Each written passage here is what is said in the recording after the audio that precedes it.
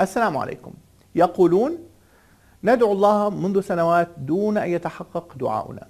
أليس هو القائل ادعوني استجب لكم، وهو القائل أيضا إذا سألك عبادي عني فإني قريب أجيب دعوة الداعي إذا دعاني؟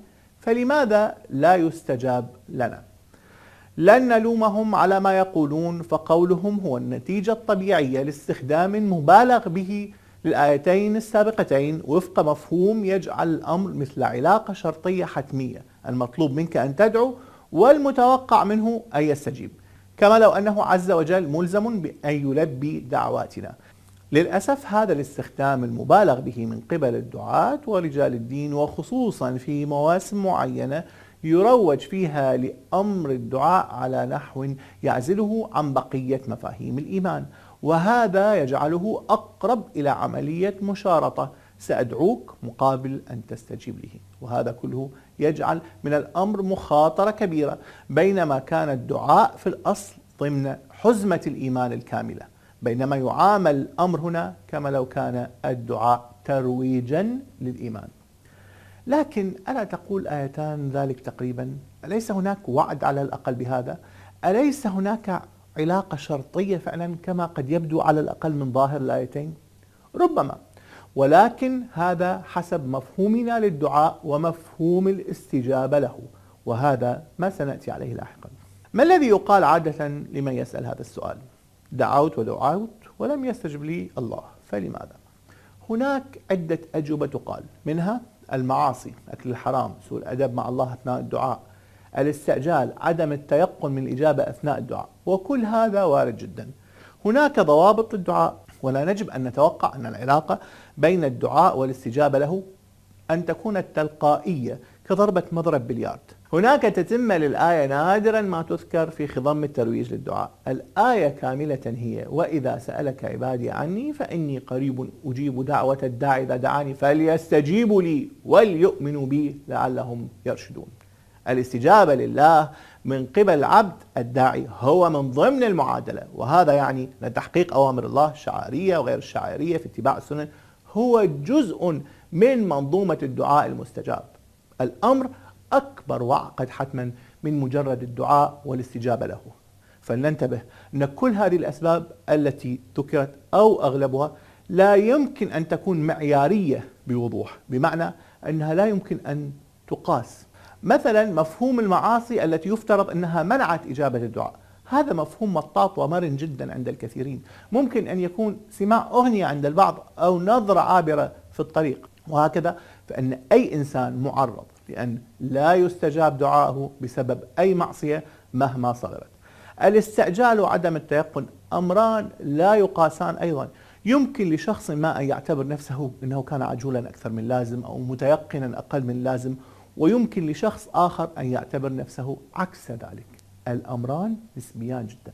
بكل الأحوال هذه الأجوبة ترمي الكرة إلى ملعب الداعي، عليه هو أن يتحمل نتيجة عدم الاستجابة للدعاء، وهذا إيجابي من نواحي كثيرة إن لم يتحول في مرحلة ما إلى جلد مستمر للذات على ما يعده البعض معصية دون دليل على ذلك. لكن هناك شيء آخر إنه متجاهل إلى حد ما في بيان أسباب عدم الاستجابة للدعاء، إنه الشروط الموضوعية لتحقق الدعاء. دوما الأسباب تركز على داخل الشخص الداعي، تقواه بصورة عامة، لكن ماذا عن خارجه؟ ماذا عن المحيط الخارجي الذي يفترض أن يتحقق فيه الدعاء؟ أليس من المفروض أن ينظر إلى هذا الأمر أيضا عندما يسأل عن سبب عدم تحقق الدعاء؟ ذلك أن بعض الدعوات التي لم تتحقق والتي يتساءل أصحابها عن سبب عدم استجابة الله لها هي في الحقيقة طلب لمعجزات. أنت لم تدعو، أنت ببساطة طلبت معجزة. لماذا؟ لأن تحقيق الطلب سيتضمن خرقا للقواعد والقوانين والشروط الموضوعية حول الحدث. للأسف الكثير من الدعوات التي لم تتحقق والتي تثير أسئلة من قبيل ما سبق هي من قبيل طلب المعجزة. رب العالمين قال ادعوني أستجب لكم وليس أطلب المعجزات وسأحققها لكم. عصر المعجزات انتهى مع نهاية عصر النبوة. عدم التفريق بين الأمرين هو الذي يقود الكثيرين إلى الدعاء بأمور سيكون تحققها أشبه بمعجزة، طلبات ربما يمكن إدراجها أصلا في سوء أدب مع الله عز وجل، أن تطلب منه ما يفترض أن تغيره أنت أولا، أن لا تقوم بدورك ولا تفهم الظروف الموضوعية اللازمة للتغيير، ثم تطلب منه معجزة تغيير ظروفك وتتساءل بعدها: ألم يقل أدعوني أستجب لكم؟ لما لم يستجب إذن؟ المعجزات تتراوح بين طلب النجاح في اختبار أو امتحان دون الإعداد له، وتصل إلى حد الانتصار في مواجهة مصيرية خاسرة بكل المقاييس. أيضا تحدث الكثير من الدعوات عند اشتداد الأحوال، وقد أشار القرآن إلى ذلك، كما لو أنه يخبرنا أن هؤلاء تحديدا لا جدوى من إجابة دعواتهم، لأنهم هم أنفسهم سيقولون لاحقا: لما لم يستجب لدعائنا؟ مثل آية: دعوا الله مخلصين له الدين لأن أنجيتنا من هذه لنكونن من الشاكرين. فلما أنجاهم إذا هم يبغون في الأرض بغير الحق. وآية أخرى مثلا: فإذا ركبوا في الفلك دعوا الله مخلصين له الدين فلما نجاهم إلى البر إذا هم يشركون. هناك اليوم من يرمي بنفسه وأسرته في البحر حرفيا ويطلب من الله أن ينجيه وأسرته، وإن لم يحدث فسيقول: لما لم يتحقق الدعاء؟ بالتأكيد الظروف التي دفعته إلى رمي نفسه وأسرته في البحر لم تكن سهلة، وخياراته كانت قليلة، ووقع عليه ظلم كبير، وهناك حلقة خاصة عن الموضوع. لكن أن يتحول الأمر إلى مساءلة للدعاء وتحقيق في ظروف عدم استجابته، ومن ثم يتحول الأمر إلى سبب للإلحاد، الأمر شبيه في أحيان كثيرة بنكتة الطالب الذي لم يؤدي على نحو جيد في الامتحان فعاد يلوم والدته: كان يجب أن تقومي بالدعاء السنة كلها وليس ليلة الامتحان فقط. أو بالرجل الذي ظل يدعو الله أن يرزقه ولدا صالحا لمدة 10 سنوات دون أن يتزوج. الكثير من شكاوى عدم التحقق تطلب ضمنيا من الله أن يغير قوانين الفيزياء والكيمياء والأحياء بل والسياسة الدولية لأجل تحقيق الدعاء. لذلك من المهم أن ننتبه، أن نتنبه جميعا عندما لا يتحقق دعاءنا أن نتفحص أشياء كثيرة. هل كنا قد أدينا كل ما يجب أن نفعله في الموضوع الذي ندعو عنه؟ هل تحقق الأمر يعني حصولك على مكانة لا تستحقها مقارنة بشخص آخر أو أشخاص آخرين بذلوا من الجهد أكثر بكثير مما فعلت أنت؟ هل يتعلق الأمر بأشخاص آخرين يجب أن تتأثر حياتهم سلبا أو إيجابا بما تدعو له؟ هل تريد فلانة كزوجة أو تريد فلانا كزوج؟ ماذا عن قراره الشخصي أو قرارها الشخصي؟ ماذا عن أي زوجة أو زوج؟ أليس هذا الأمر مرتبط أيضا بشخص آخر يمكن أن تكون له قراراته وخياراته ودعواته؟ لماذا تفترض أو تفترضين أن الله عليه أن يغير حياة آخرين من عباده من أجلك أو من أجلك؟ هل تحقق الأمر الذي تطلبه سيكون مثل معجزة؟ هل لو حدث ضمن فيلم سينمائي فإن المشاهدين سيعدونه مبالغة غير واقعية؟ هل تريد أن تصلك رسالة تغير حياتك فجأة دون أن تكون قد بذلت مجهودا لنيلها؟ هل تريد أن يأتي خلاصك من يد مجرم في اللحظة الأخيرة رغم أنك لم تبذل جهدا وحذرا في تجنب الوصول لتحت يديه؟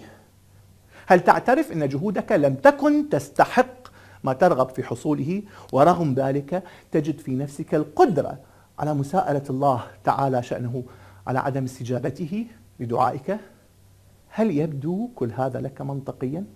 هل ستقول: ما الذي بقى للدعاء أصلا؟ وأين ادعوني أستجب لكم؟ وأين كل الآيات عن الدعاء؟ في الحقيقة هناك هامش كبير في الحياة اليومية خاضع لنظرية الاحتمالات. الظروف تكون شبه متساوية، استعدادك واستعداد غيرك متقارب جدا، ولكن في النهاية هناك مجموعة احتمالات لا متناهية تنتج أحيانا من تداخل نتائج احتمالات أخرى، وهكذا مفترقات طرق داخل مفترقات طرق تؤدي إلى مفترقات طرق.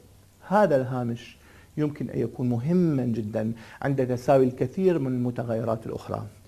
قد يسميه البعض حظا أو صدفة، وقد يسميه آخرون توفيقا أو استجابة للدعاء. لا يقلل أحد من أهمية هذا الهامش أو تأثيره في حياتنا. علينا بعد كل هذا أن نؤكد أنه بالنسبة للمؤمن فإن عدم الاستجابة للدعاء قد تكون لأن الله بحكمته قد يرى أن هذا الذي يلح على الحصول عليه لن يكون مفيدا له، وسيقدم له شيئا مختلفا ولكنه أفضل. وهذا لا يمكن أن يفهمه ويتقبله إلا المؤمن. الدعاء هنا جزء من منظومة إيمان، لا يمكن معاملة الدعاء بصفته البوابة التي سأدخل منها إلى الإيمان أو أخرج منها من الإيمان. وهذا ما يفعله سؤال لماذا لم يستجب لي، إنه يعتبر استجابة الدعاء شرطا للإيمان وليس جزءا منه. هذا الأمر لا يجدي.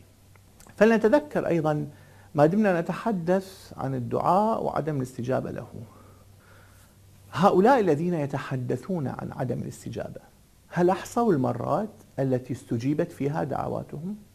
أم أننا عندما يتحقق ما نريده ننسى أننا دعونا الله أصلا؟ كعادة الطبيعة البشرية التي تنحاز إلى تذكر التجربة السلبية أكثر من أي تجربة إيجابية.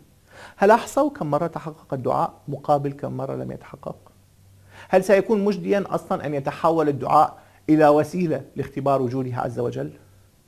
ألا يمكن أن يكون الدعاء لم يتحقق لهذا السبب بالذات؟